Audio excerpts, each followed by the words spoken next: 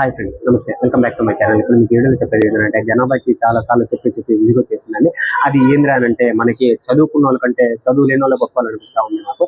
అది ఎలా ఏంది వీడియో చెప్పుకుంటున్నా, దయచేసి వీడియో స్కిప్ చేయకుండా వరకు. చాలా మందికి చెప్పాను, రిజర్వేషన్ చేసుకున్నప్పుడు మనకి service code by the name అని చెప్పి 4 అక్షరాలు లేదా 5 అక్షరాలు నెంబర్ అనేది ఖచ్చితంగా వస్తుంది. అది ఎక్కడ ఉంటుంది బస్ పైన అనేది నేను ఒక వీడియో చేసి మన యూట్యూబ్ ఛానల్లో పెట్టినాను. ఎవరైనా ఇంట్రెస్ట్ ఉన్న వాళ్ళు వెళ్ళి క్లిక్ చేసి చూడండి. ఆ సర్వీస్ కోడ్ ఎక్కడ ఉంటుంది అంటే బస్ పైన అద్దం పైన ఉంటుంది. చాలా మంది ఆ సర్వీస్ కోడ్ ని బస్ నెంబర్ అనుకుంటూ ఉంటారు. బస్ నెంబర్ అనేది బస్సు చేంజ్ అవుతూ ఉంటుంది. సర్వీస్ కోడ్ అనేది చేంజ్ అనేది అవ్వదండి. అది ఏంటంటే సర్వీస్ కోడ్ మనకి రిజర్వేషన్ ఏ సర్వీస్ కోడ్ అయితే వస్తుందో బస్ పైన అదే సర్వీస్ కోడ్ ఉంటుంది. బస్ నెంబర్ అనేది ఒక్కోసారి మనకి బస్సు రిపేర్ అయినప్పుడు బస్సు డిపోలోకి వెళ్ళి చేంజ్ చేసుకోవడం రావాలా, బస్ నెంబర్ అనేది మారుతూ ఉంటుంది.